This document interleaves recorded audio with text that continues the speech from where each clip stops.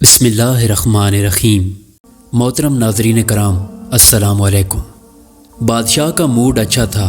وہ نوجوان وزیر کی طرف مڑا اور مسکرا کر پوچھا کہ تمہاری زندگی کی سب سے بڑی خواہش کیا ہے؟ وزیر شرما گیا اور اس نے منہ نیچے کر لیا۔ بادشاہ نے کہہ لگایا اور بولا کہ تم گھبراؤ مت، بس اپنی زندگی کی سب سے بڑی خواہش بتاؤ۔ وزیر گھٹنوں پر جھکا اور عاجزی سے بولا، حضور، آپ دنیا کی خوبصورت ترین سلطنت کے مالک ہیں۔ میں جب یہ سلطنت دیکھتا ہوں تو میرے دل میں خواہش پیدا ہوتی ہے کہ اگر اس کا 10واں حصہ میرا ہوتا تو میں دنیا کا خوش نصیب ترین شخص ہوتا۔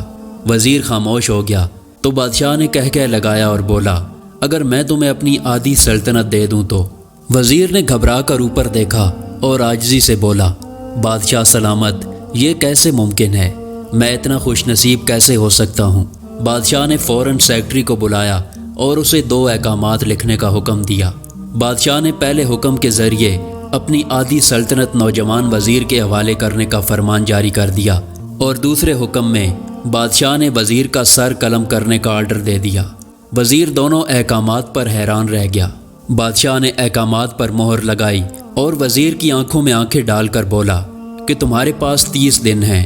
تم نے ان 30 دنوں میں صرف 3 سوالوں کے جواب تلاش کرنے ہیں۔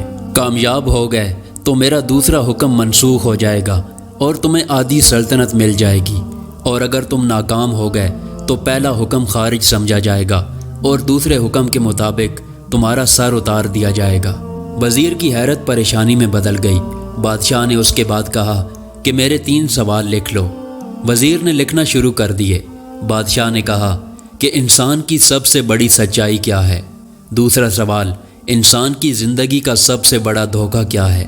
تیسرا اور آخری سوال کہ انسان کی زندگی کی سب سے بڑی کمزوری کیا ہے؟ بادشاہ نے اس کے بعد نکارے پر چوٹ لگوائی اور بآواز بلند کہا کہ تمہارا وقت شروع ہوتا ہے اب۔ وزیر نے دونوں پروانے اٹھائے اور دربار سے دوڑ لگا دی۔ اس نے اس شام ملک بھر کے دانشور، ادیب، مفکر اور ذہین لوگ جمع کیے اور سوال ان کے سامنے رکھ دیے۔ ملک بھر کے دانشور ساری رات بحث کرتے رہے، لیکن وہ پہلے سوال پر ہی رائے قائم نہ کر سکے۔ وزیر نے دوسرے دن دانشور بڑھا دیے، لیکن نتیجہ وہی نکلا۔ وہ آنے والے دنوں میں لوگ بڑھاتا رہا، مگر اسے تسلی بخش جواب نہ مل سکا، یہاں تک کہ وہ مایوس ہو کر دارالحکومت سے باہر نکل گیا۔ وہ سوال اٹھا کر پورے ملک میں پھرا، مگر اسے تسلی بخش جواب نہ مل سکا۔ شہر شہر، گاؤں گاؤں کی خاک چھانتا رہا۔ شاہی لباس پھٹ گیا، پگڑی ڈھیلی ہو کر گردن میں لٹک گئی، جوتے پھٹ گئے اور پاؤں میں چھالے پڑ گئے، یہاں تک کہ شرط کا آخری دن آ گیا۔ اگلے دن اس نے دربار میں پیش ہونا تھا۔ وزیر کو یقین تھا کہ یہ اس کی زندگی کا آخری دن ہے۔ کل اس کی گردن کاٹ دی جائے گی اور جسم شہر کے مرکزی پل پر لٹکا دیا جائے گا۔ وہ مایوسی کے عالم میں دارالحکومت کی کچی آبادی میں پہنچ گیا۔ آبادی کے سرے پر ایک فقیر کی جھونپڑی تھی۔ وہ گرتا پڑتا اس کٹیا تک پہنچ گیا۔ فقیر سوکھی روٹی پانی میں ڈبو ڈبو کر کھا رہا تھا۔ فقیر نے وزیر کی حالت دیکھی تو کہہ لگایا اور بولا، جناب عالی، آپ صحیح جگہ پہنچے ہیں۔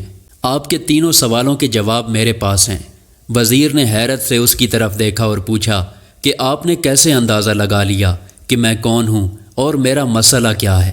فقیر نے سوکھی روٹی کے ٹکڑے چھاپے میں رکھے اور مسکرایا، اپنا بوریا اٹھایا اور وزیر سے کہا، یہ دیکھیے، آپ کو بات سمجھ آ جائے گی۔ وزیر نے جھک کر دیکھا تو بوریے کے نیچے شاہی خلت بچھی تھی۔ یہ وہ لباس تھا جو بادشاہ اپنے قریب ترین وزراء کو عنایت کرتا تھا۔ فقیر نے کہا، جناب عالی، میں اس سلطنت کا وزیر ہوتا تھا۔ میں نے بھی ایک بار آپ کی طرح بادشاہ سے شرط لگانے کی غلطی کر لی تھی، نتیجہ آپ خود دیکھ لیجئے۔ فقیر نے اس کے بعد سوکھی روٹی کا ٹکڑا اٹھایا اور دوبارہ پانی میں ڈبو ڈبو کر کھانے لگا۔ وزیر نے دکھی دل سے پوچھا کہ کیا آپ بھی جواب تلاش نہیں کر سکے تھے؟ فقیر نے کہہ لگایا اور جواب دیا، میرا کیس آپ سے مختلف تھا۔ میں نے جواب ڈھونڈ لیے تھے۔ میں نے بادشاہ کو جواب بتائے، آدھی سلطنت کا پروانہ پھاڑا، بادشاہ کو سلام کیا اور کٹیا میں آ کر بیٹھ گیا۔ میں اور میرا کتا مطمئن زندگی گزار رہے ہیں۔ وزیر کی حیرت بڑھ گئی، لیکن یہ سابق وزیر کی حماقت کے تجزیے کا وقت نہیں تھا، جواب معلوم کرنے کی گھڑی تھی۔ چنانچہ وزیر اینکر پرسن بننے کے بجائے فریادی بن گیا اور اس نے فقیر سے پوچھا کہ کیا آپ مجھے سوالوں کے جواب دے سکتے ہیں؟ فقیر نے ہاں میں گردن ہلا کر جواب دیا کہ میں پہلے 2 سوالوں کا جواب مفت دوں گا، لیکن تیسرے سوال کے جواب کے لیے تمہیں قیمت ادا کرنا ہوگی۔ وزیر کے پاس شرط ماننے کے سوا کوئی آپشن نہیں تھا۔ اس نے فوراً ہاں میں گردن ہلا دی۔ فقیر بولا کہ دنیا کی سب سے بڑی سچائی موت ہے۔ انسان کوئی بھی ہو، کچھ بھی ہو، وہ اس سچائی سے بچ نہیں سکتا۔ وہ رکا اور بولا کہ انسان کی زندگی کا سب سے بڑا دھوکہ زندگی ہے۔ ہم میں سے ہر شخص اس زندگی کو دائمی سمجھ کر اس کے دھوکے میں آ جاتا ہے۔ فقیر کے دونوں جواب ناقابل تردید تھے۔ وزیر سرشار ہو گیا اور تیسرے سوال کے جواب کے لیے شرط پوچھی تو فقیر نے کہہ لگایا اور کتے کے سامنے سے دودھ کا پیالہ اٹھایا، وزیر کے ہاتھ میں دیا اور کہا کہ میں آپ کو تیسرے سوال کا جواب اس وقت تک نہیں دوں گا جب تک آپ یہ دودھ نہیں پیتے۔ وزیر کے ماتھے پر پسینہ آ گیا۔ اس نے نفرت سے پیالہ زمین پر رکھ دیا۔ وہ کسی قیمت کتے کا بچا ہوا دودھ نہیں پینا چاہتا تھا۔